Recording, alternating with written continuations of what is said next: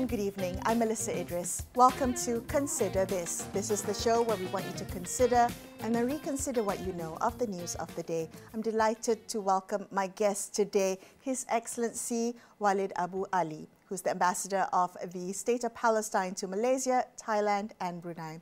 Your Excellency, Ambassador, thank you so much for being on the show with me. I appreciate your time. Thank you for hosting me, and let me first take the opportunity to wish all Malaysians Eid Mubarak, Eid Adha Mubarak for everybody, and a peaceful Eid. Although I'm sad with this incident of the Malaysian students who was caught, so my condolences to their families and to the people and the government of Malaysia for that sad incident. But Eid Mubarak to you too. I want to maybe begin with the latest of what's happening on the ground in Gaza. It's been more than 600 days since the current Israeli war on Gaza. Can I ask you what you've heard on the ground in Gaza in terms of what's happening, humanitarian access, displacement, the reality of famine that's taking place? Well, unfortunately, since the 7th of October 2023 and this war on Gaza, on the 2.3 million Palestinians who being caught as victims of this Israeli genocide and Israeli massacre, where the international community failed to put an end to this war and to stop the suffering of the 2.3 million Palestinians. And as of the latest figures of last night,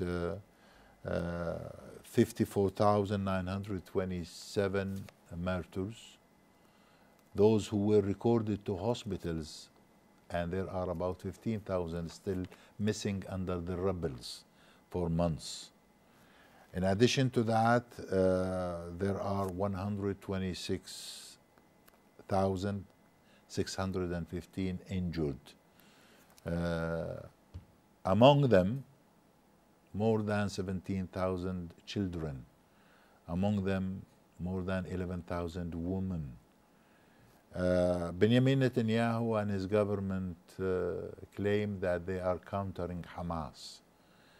When you talk about these children, you talk about these innocent women, elderly Palestinians, are they Hamas?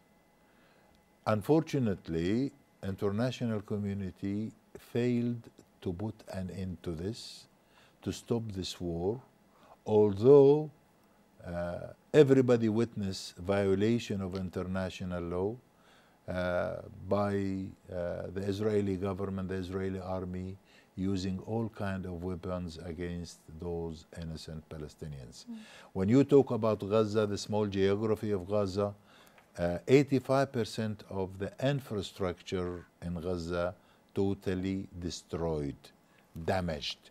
When you talk about the health system, collapsed. When you talk about educational system, collapsed. Nothing left in Gaza. And unfortunately, we all witness starvation has been used as a punishment by this Israeli government against the Palestinians. So people are starving. Can you talk to me about that? The Gaza Humanitarian Foundation, which is distributing aid. It's a US and Israeli-backed organization. Well, the US and the Israelis are controlling a very limited amount of the very basic daily needs of Palestinians. For example, Gaza, before this Israeli war started, used to accommodate at least 500 trucks daily. At the moment, they facilitate less than 90 trucks daily. And just imagine, when you used to have 500 trucks per day, and now they are facilitating less than 100. How people will continue? According to the WHO reports, studies, the very basic needs for women and children are absolutely not available. People who were forced to evacuate, to relocate from north of Gaza to south of Gaza, and the lucky ones who succeeded to have a tent. But on daily basis, even up until this morning, tents were striked and targeted by the Israeli air forces, by the Israeli army. So people queuing for food, waiting for aid, being targeted. Yeah, they were killed while they are trying to get a food basket or getting something, some bread or some drinking water. The people on their daily suffering, all international community failed to put an end to their suffering. Ambassador, there have been many international humanitarian organizations, the UN included, who say that this is forced, using the Gaza Humanitarian Foundation model of aid distribution, is forcing Palestinians to be displaced to the south, is ethnic cleansing of the north. Well, actually, to be realistic on the ground, those who were living in the north of Gaza were forced by the Israelis to move to south of Gaza, and they were struck in south of Gaza. There is no single square meter in Gaza considered safe. People were refugees in Gaza. 75% of the population of Gaza are refugees since 1948. And they became refugees many, many times. During this war, more than 5 times people were pushed and forced to move from north of Gaza to south of Gaza, and then again from south of Gaza to north of Gaza, going in and out, believing that they will facilitate, they will be able to have a safe shelter somewhere in Gaza, just to help them to stay alive. That's what they are looking for. Although they are hungry, although they are thirsty, although they have no medicine, no health care, no nothing, but they're trying just to be safe where they are. But they never settled for the last 20 months. They never managed to find a place to be safe, shelter for them. Can I ask you about the few brief moments of the ceasefire before Israel broke the ceasefire? We had, was it a few weeks of peace, relative non-violence in Gaza? On the 18th of last March, they announced a ceasefire. If you call it a ceasefire, the figures, no, it is not, because they never stopped. Since 18th of March, 2025, 4,649 murders, 14,574 injured. Is that a ceasefire? How can we call that a ceasefire? Even this morning, before I came to the studio, Israelis were continued to strike, continued to kill. The last statistic of yesterday, on daily basis, there is an average of 100 Palestinians being killed on daily basis since they announced this ceasefire. So where is the ceasefire? Who can guarantee a ceasefire? Who can stop this genocide, this massacre against our innocent Palestinians? This is the priorities when I told you. When we say what is the most priority needed at the moment for the Palestinians, I tell you, an immediate, unconditional ceasefire, facilitate a humanitarian corridor to enable people to find something to eat and drink, and then go through a peace talks and peace dialogue to put an end to 77 years of Palestinian suffering, where international community is responsible to put an end. This is the longest occupation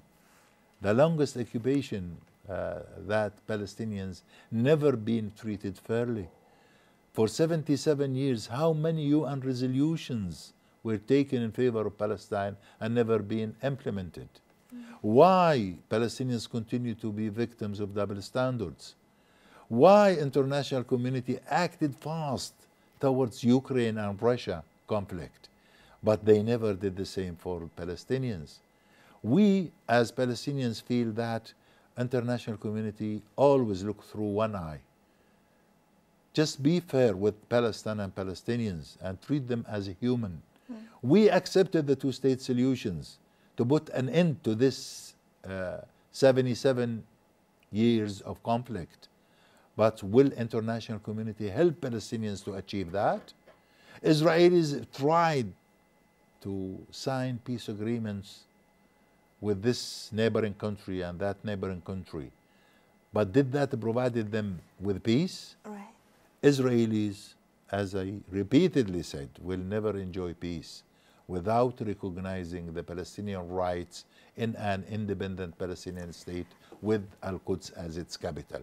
Without that, Israelis will never live in peace and will never enjoy peace. When you say, Ambassador, when you refer to the international community, are you making a distinction between those who recognize Palestine, the statehood of Palestine, versus those who do not? It is the time for all countries.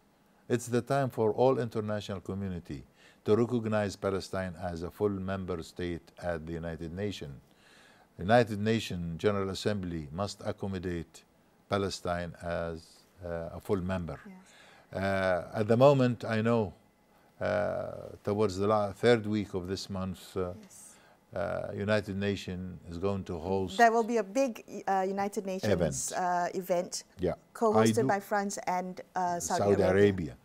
This initiative, France and Saudi Arabia, on behalf of the Arab League, on behalf of the European Union, on behalf of those who believe in human rights, who believe on justice, that they can come up with a practical resolution which can be implemented, where they can upgrade the recognition of the Palestinian state to a full member of the General Assembly. Palestinians deserve to have a full membership at the United Nations because the number of UN resolutions taken in favor of Palestine and Palestinians, which never been implemented. I think it's the time now for the international community. And there is a lot of changes at the moment. If you witness and follow what's going on in Europe, even in America, even in Latin America and Africa, Australia, Canada, the people started to believe that the Palestinians have the right to enjoy fairness, to enjoy justice, to enjoy freedom similar to any other nation around the globe. Public opinion is now supporting Palestinian liberation? Definitely. Israeli propaganda, they used to control the very famous media agencies, and their message was believed through these agencies because they controlled the very major media tools around the world. Now, I think world changed, and people around the world witness in any minute the incidents going anywhere. Okay. Since the 7th of October up until now, people around the world on daily basis, if you've seen those who protested the demonstrations in New York, in London, in Paris, many of the European capitals, in Africa, in Asia, people are aware of what's going on every minute, and they witness the Israeli violation of international law against Palestinians. Which is why this is so frustrating, because the voices of people clearly support or condemn the genocide towards the Palestinian people. But yet the world leaders are acting contrary to what the people are saying. I want to ask you about the UN meeting, or this UN conference that will be held mid-June. So France, the co-host, says that there's rumors or speculation that they might unilaterally recognize Palestine as a state, and they are lobbying the UK, they're lobbying Australia, maybe Canada as well, to do the same. Out of the 193 countries, member states of the UN, already 147 recognize Palestine. What difference does it make if France, if Australia, if the UK recognizes Palestine? What difference will it make to the suffering of Palestinians on the ground?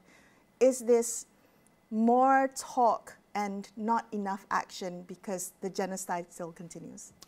Well, I do hope that they do succeed to have Palestine as a 194 member at the United Nations. The initiative of France, together with Saudi Arabia, is to encourage those who question the recognition of Palestine, to encourage them to recognize Palestine as a full member.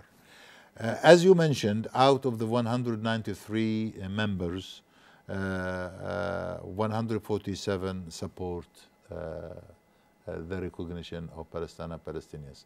What that will do? That will actually help the international community to achieve the only solution which bring peace and settlement to the Middle East, the two-state solution.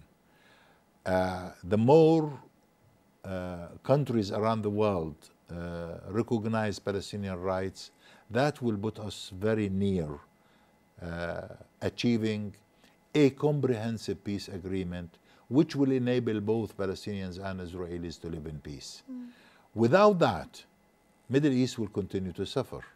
These countries, you mentioned France, you mentioned Australia, Canada, and many other countries, they have their own interests. We know how influential are the Jewish lobbies in those countries and how much they can affect and pressurize governments, not the people, because people understand very well now the rights of Palestinians when they witness the daily basis of Israeli violation of international law. The recognition of a Palestinian state will help us all achieving a comprehensive peace in the Middle East where everybody will enjoy peace and live in peace and enjoy freedom and live free. Okay, so in this UN conference, you're hoping that the countries that you just mentioned will formally recognize Palestine as a UN member state? I do hope that, and as well, whatever resolutions they come up with, I don't want just to have these resolutions, ink and paper. And we want to see them being at the implemented. Security Council? Well, the veto, I mean, okay, last veto used against us were 14 countries against one. When the United States of America, who we do believe that the main supporter of Israel, let me share with you this. At one stage, we had the quartet, we call it. They're supposed to be the sponsor of a peace process in the Middle East. Quartet, which was United States of America, United Nations, Russia, and the European Union. And we always believe that United States of America continue to play a role of mediator, to be, standing at the same distance. Okay. But unfortunately, with the Trump administration, when they choose to be aside, when they chose to show all international community that they are with Israel against Palestinians. When Donald Trump recognized Al-Quds as the capital of Israel, he ignored the declaration of Prophet Muhammad ﷺ through Al-Isra wal-Mi'raj for all Muslim Ummah. No peace in the Middle East without Al-Quds being the capital of a Palestinian state. Without Donald Trump and his administration recognizing the rights of Palestinians in an independent Palestinian state, Israelis will never live in peace and will never enjoy peace. Ambassador, when you talked earlier about the shifting global public opinion now supporting Palestinian liberation, is it happening in the US? When I think about the Vietnam War and how it ended, it was because of Americans no longer supporting America's administration and its war propaganda in Vietnam. Is the same thing happening? Can Americans pressure the Trump administration to cease its support of Israel? Well, we witnessed, Americans protesting and demonstrations in Washington, D.C., in New York, in Chicago, in many other states. Maybe it's not big enough, But there are efforts within the United States of America to support Palestinians. But we all know and we appreciate the influence of the Jewish lobbies and their influence on the administration. And all Americans, politicians, under a lot of pressure of the Jewish lobbies and their influence. But we do hope that from the human rights, from the democracy that they celebrate and they enjoy at the United States of America, that they do understand the Palestinian rights and they do understand that Palestinians deserve to be treated similar to any other nation around the globe. Is there anything more that we can do in Malaysia, particularly as we are halfway through being chair of ASEAN? Is there more we can do to push the bloc to do more on the international stage? Is there anything you would like Malaysia or ASEAN to say right now? Well, Malaysia and the ASEAN, I've been in Malaysia for the last 7 years. I witnessed 4 governments in Malaysia. Malaysia never changed its ongoing support and solidarity to Palestine. And repeatedly I've said we never ask Malaysia to do more than what they are doing, except using their influence regionally and internationally. Malaysia maintains excellent relations with so many foreign countries. For those who question the recognition of Palestine as a member state, Malaysia to use its influence to convince those who do not believe in recognizing Palestine within the region and internationally as well. Malaysia is a very important Islamic country. Malaysia, as a member of the OIC, as a member of the non-allied movement, as a member of the international community, and they have chaired the presidency of the ASEAN as well. I was thankful and grateful to the latest, press release came out after the ASEAN summit here in Malaysia, where the Palestinian cause was in there. I always say thank you, Malaysia, for what you are doing. Not just the government, even the people of Malaysia with their support and humanitarian. But my message to Malaysians, my message to the international community, our cause is not just a humanitarian cause. We have to have a final solution for 77 years of conflict. It's a political situation, yes. And the international community is responsible of having a final solution, a comprehensive solution to put an end to the situation in the Middle East. I understand that we're looking for a long-term peaceful solution, but in the time that we have left, I cannot let you go without asking you about the Freedom Flotilla, the Madeleine ship. So can I get your thoughts on that? The idea that the public or private citizens are done waiting for governments to act and taking matters into their own control. The Tunisia movement is now thinking about breaking the siege on Gaza. Gaza has been under siege for the last 17 years. An international community witnessed the suffering of the 2.3 million Palestinians in Gaza. And all efforts, the Marmaris boat, where Malaysians were on that boat, yes. The situation that Israelis believe that they are above the international law and they can do whatever they want to do because they don't feel that anybody can take a serious action against them. This boat where activists believe that they are trying to help those who are suffering, those who are starving in Gaza, they can do something for them, whether it's through the boat or through the Tunisian initiative as well, together with the Algerians, who believe that they will cross the borders through Egypt to Rafah. Since the Israelis control the land, the sea, and the air, and they do not allow any external aids providers to come into Gaza. And you know the Israelis accuse that it's not safe for you to go to Gaza. It's not safe because of who? Who makes it unsafe? Who makes Gaza unsafe? The daily striking of the Israelis, the daily attacks against innocent Palestinians make Gaza unsafe. Gaza deserves, after 17 years of Israeli